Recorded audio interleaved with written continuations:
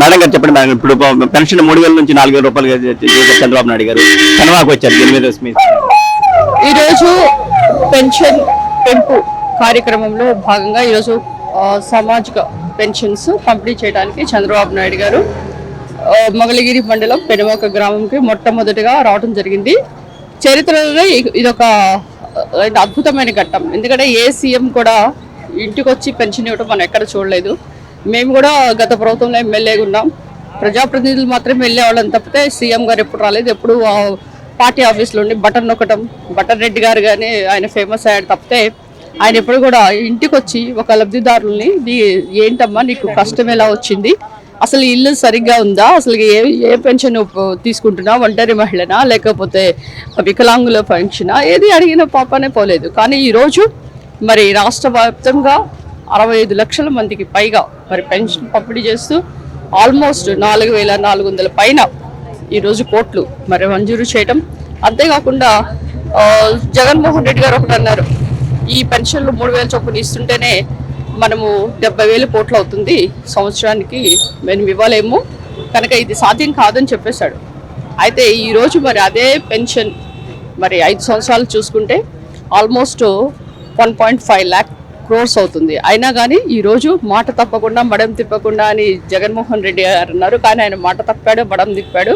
ఈరోజు చంద్రబాబు నాయుడు గారు మాట మీద నిలబడి మరి ఇంటికి వచ్చి ఆ 4,000 ఇవ్వడం కాకుండా వృద్ధాప్యులకి ఏదైతే ఏప్రిల్, మే, జూన్ అంటే ఈ 3,000 నెలకి 1,000 చొప్పున టోటల్గా 7,000 ఈరోజు పెన్షన్ ఇవ్వడం గమనించాం. అంతేకాకుండా మీరు కనుక వికలాంగులు కనుక మీరు చూస్తే మీ పెన్షన్ 3,000 ఉండేది, అది డబల్ అంటే ఆల్మోస్ట్ 6,000 పైన ఈరోజు పెన్షన్ అందిస్తున్నారు. అంతేకాకుండా మరి దీర్ఘకాలిక వ్యాధులు అంటే చాలా తీవ్రమైన వ్యాధులతో బాధపడుతున్న వాళ్ళకి ఈరోజు 10,000 నుంచి 15,000 చేయడం ఈరోజు గమనిస్తున్నాం. అంటే ఈరోజు మరి ఆంధ్రప్రదేశ్ అంటే అప్పుల ఆంధ్రప్రదేశ్ చేసేసి జగన్మోహన్ రెడ్డి గారు బెంగళూరు పారిపోయారు. కానీ ఈరోజు ఖజానా ఖాళీ అయినా కానీ చంద్రబాబు నాయుడు గారు మాట మీద నిలబడి ఈరోజు 1st తారీఖుని 6 గంటలకే వచ్చి మరి అంత ఏజ్లో కూడా మరి వచ్చి ఇవ్వడం అనేది నిజంగా చాలా అద్భుతమైన ఘట్టం చూడటం కూడా. మేడం గారు, జగన్మోహన్ రెడ్డి కొన్ని లక్షల కోట్ల రూపాయలు అప్పు చేసి వెళ్ళారు, దాన్ని వడ్డీలు కట్టాలని పరిస్థితుంది. అదేవిధంగా ప్రజల యొక్క సంక్షేమాన్ని కోరుతూ ఈ విధంగా సూపర్ 6 పథకాలని ఏ విధంగా డెవలప్ చేయొచ్చు అంటారు? ఇందాకే చాలా స్పీచ్ ఇచ్చారని చంద్రబాబు నాయుడు గారు, ఏంటంటే సంపద సృష్టించాలి, అంతేగాని మీకు 10 రూపాయలు ఇస్తాను తర్వాత మీ చావండి అంటే కాదు.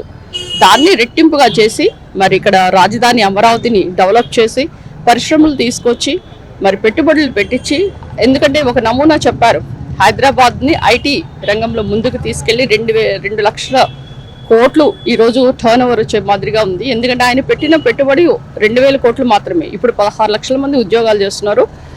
ఎప్పుడైతే చంద్రబాబు నాయుడు గారు అక్రమంగా అరెస్ట్ అయ్యారో లక్షలాది మంది ఆల్మోస్ట్ 70 దేశాల పైన మరి ఆయన అక్రమ అరెస్ట్ నిరసించినాయి. అంతేకాకుండా ఒక్క హైదరాబాద్లోనే 1,00,000 మంది పైగా గచ్చిబౌలి స్టేడియంలో, జిఎంస్ బాలయోగి స్టేడియంలో కూడా మరి నిరసన వ్యక్తం చేశారు. అంటే ఈ విధంగా చూస్తుంటే ఒక మనిషి తెలియగలవాడైతే, విజనరీ అయితే మరి చంద్రబాబు నాయుడు గారు ఏం చేశారో 1995లోనే ఆయన విజన్ 2020 అంటే ఎవరు నమ్మలేదు.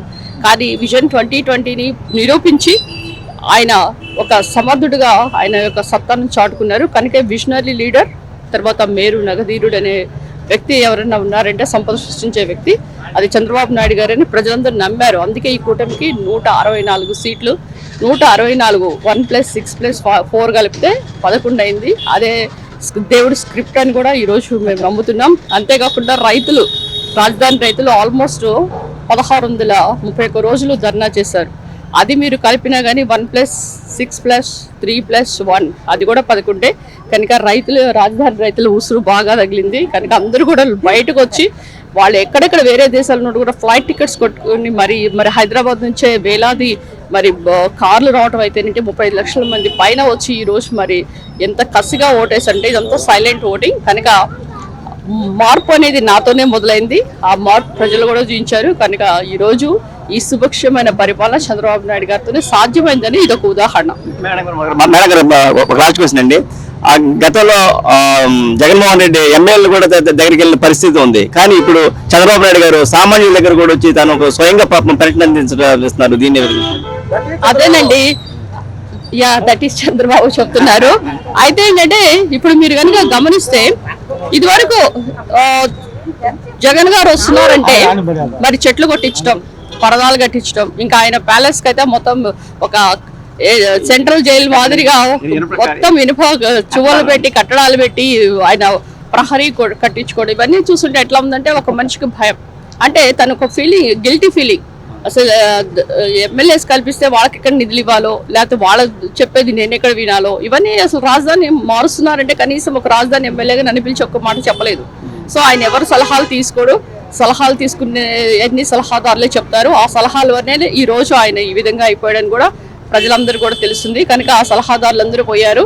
ఈ రోజు ప్రజల మనిషి, ప్రజా సేవకుడు అంటే చంద్రబాబు నాయుడు గారని ప్రజలు గుర్తించారు. అందుకే మళ్ళా బాబు గారు రావాలి, బాబు కోసం మేమనుకుంటూ అందరూ కూడా బాబు గారిని సీఎంగా గెలిపించుకోవడానికి చాలా తపన పడ్డారు, మరి తహతహలాడారు. అది ఈరోజు మరి ఎలక్షన్లో బాగా గట్టిగా చూపించారు. ఏదైనా కానీ మార్పు మొదలైంది. అది పోలవరం అయితేనేంటి, అమరావతి అయితేనేంటి, మరి సంక్షేమ కార్యక్రమాలు, అభివృద్ధి కార్యక్రమాలు ఏదైనా కానీ చంద్రబాబు నాయుడు గారి లాంటి విజనరీ ఉంటేనే ఈ ఆంధ్ర రాష్ట్రం పైకెళ్తుందని, అంటే పలు దేశాలు కూడా ప్రపంచవ్యాప్తంగా ఆంధ్ర రాష్ట్రాన్ని బాబు గారు సీఎంగా ఉండబట్టే ఈ విధంగా డెవలప్ అయిందని మరి నిరూపించే రోజులు తొందరలోనే ఉన్నాయి.